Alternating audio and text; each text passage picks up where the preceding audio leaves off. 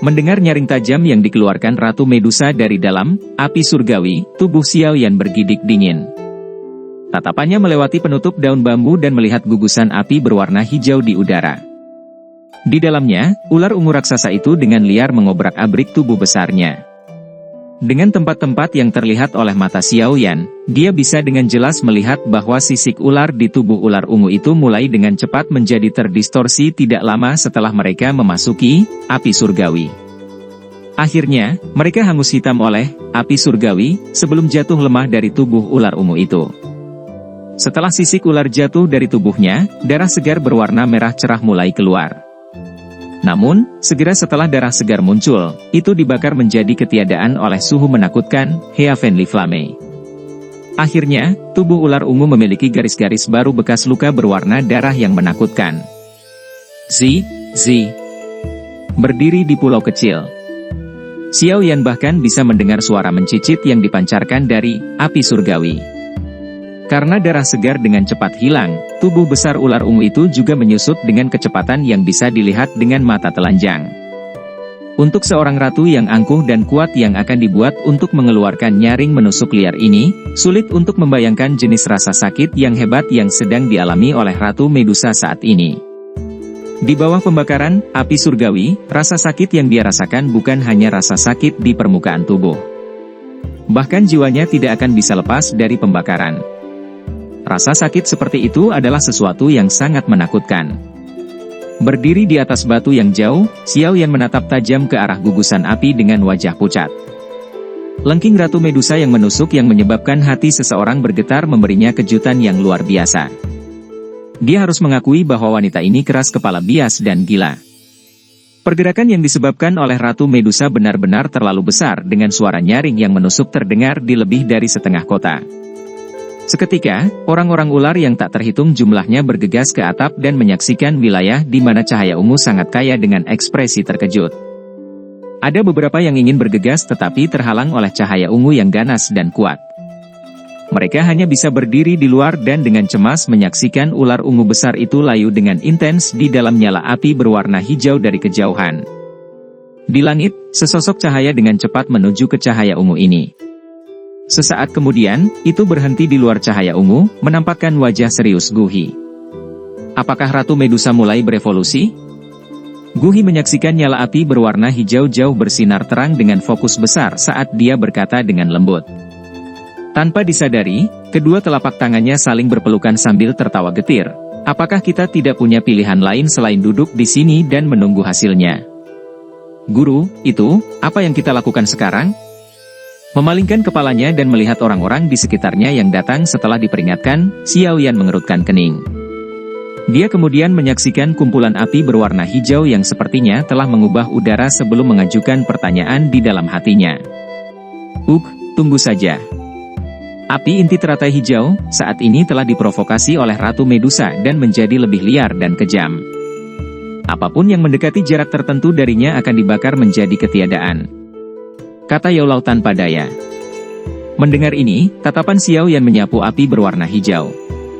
Dia menemukan bahwa kolam kecil yang awalnya diisi dengan air mancur dingin roh es, telah menjadi lubang hitam kosong.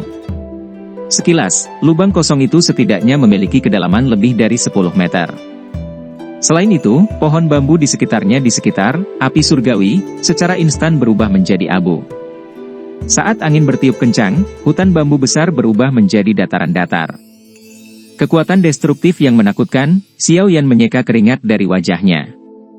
Dia merasa udara di sekitarnya menjadi semakin panas. Mengguncang tubuhnya sedikit, dia memanggil jubah api ungu ke permukaan tubuhnya dan mundur beberapa langkah. Baru setelah itu dia merasa sedikit lebih baik. Di dalam nyala api berwarna hijau, nyaring tajam Ratu Medusa berlanjut selama hampir setengah jam sebelum mereka secara bertahap menjadi lebih lemah. Pada saat ini, tubuh besar ular ungu itu sepertinya telah berhenti meronta-ronta karena energinya telah habis. Tubuhnya, yang awalnya ditutupi oleh sisik berwarna ungu yang indah, sekarang menjadi hangus hitam dan menyusut menjadi ukuran 20-30 kaki dari panjang lebih dari 100 kaki. Sulit membayangkan berapa banyak tulang, daging dan darah yang telah dibakar di dalam nyala api itu. Di luar tirai cahaya berwarna ungu, semakin banyak orang ular berdiri di atap dengan tatapan kosong menatap ular ungu yang menggeliat.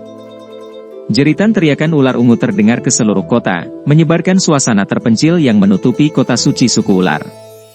Di dalam nyala api berwarna hijau, tubuh Ratu Medusa terbaring diam dan diam, memungkinkan api inti teratai hijau untuk terus membakar tubuhnya. Bau gosong samar perlahan keluar. Apakah dia gagal? Di luar tirai berwarna ungu, orang berjubah hitam tiba-tiba muncul di samping Guhi. Mengamati Ratu Medusa yang telah berhenti bergerak di dalam api surgawi, dia menghela nafas yang tidak bisa dijelaskan. Dia terdiam sesaat sebelum dia membungkukkan tubuhnya ke tempat Ratu Medusa berada. Meskipun karakternya angkuh dan acuh tak acuh, dia merasa bahwa dia harus memberikan rasa hormat yang sesuai untuk ratu ini yang berani membiarkan api surgawi membakar tubuhnya untuk berevolusi.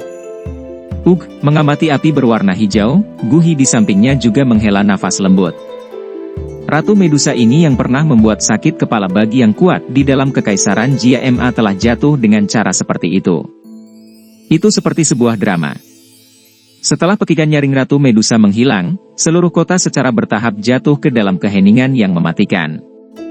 Sesaat kemudian, banyak pasang tatapan penuh kebencian beralih ke Guhi dan orang berjubah hitam di udara. Mengabaikan tatapan penuh kebencian itu, orang berjubah hitam itu menatap acuh tak acuh pada gugusan api berwarna hijau di kejauhan. Sesaat kemudian, alis di bawah jubah hitam sedikit menyatu.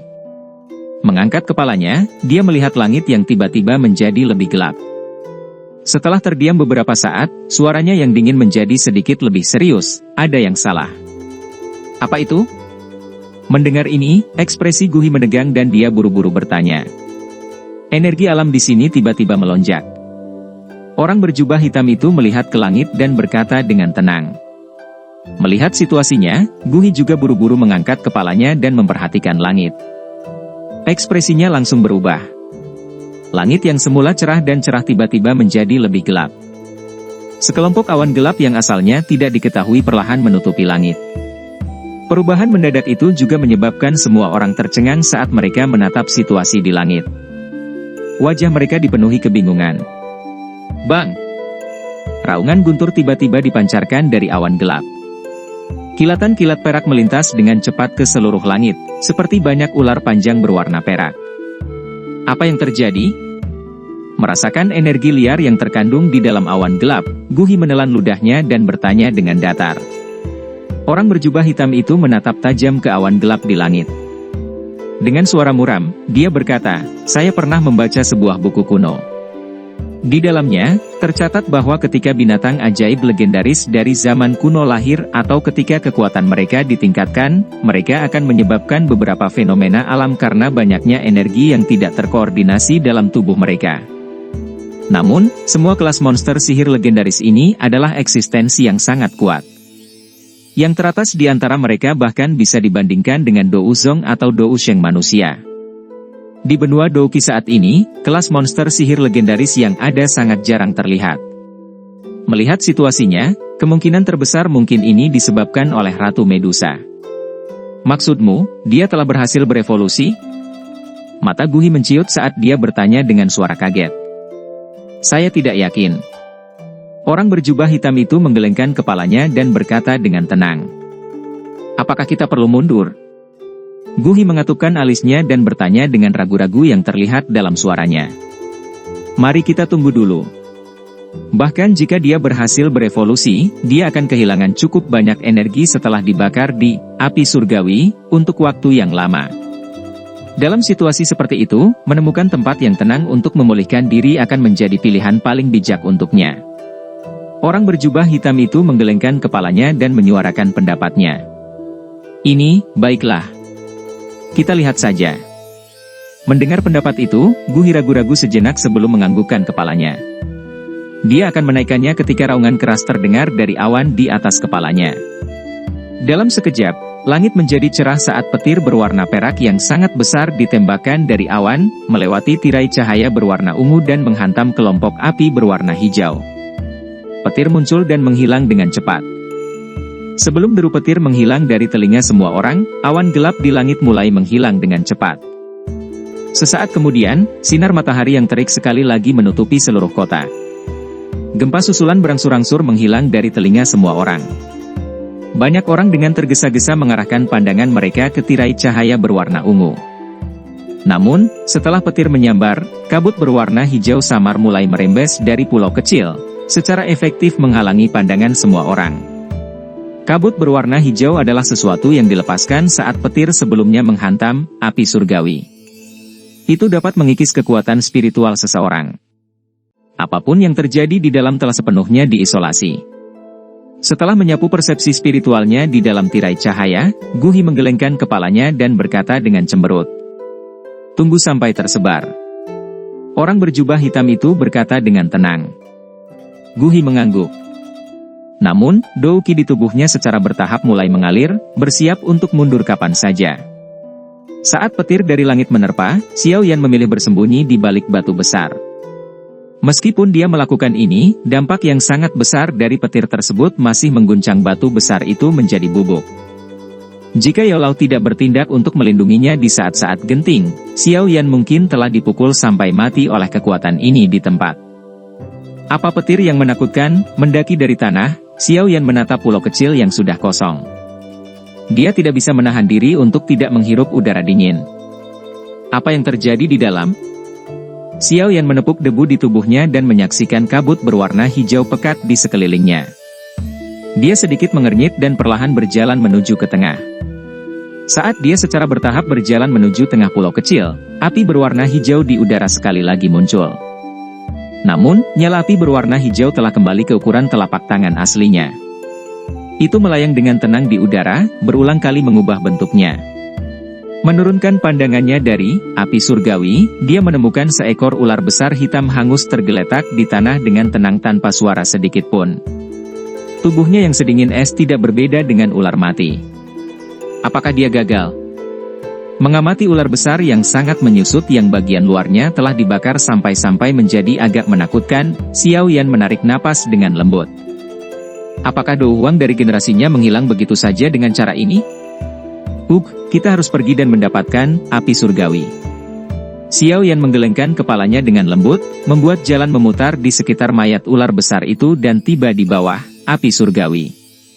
Dia baru saja akan bertanya kepada Yaolao bagaimana menanganinya ketika suara Kaaca yang lembut tiba-tiba terdengar di belakangnya. Mendengar suara tiba-tiba ini, tubuh Xiao Yan tiba-tiba bergetar. Dia perlahan menoleh dan menghadapi sumber suara. Segera, matanya menyusut menjadi seukuran jarum.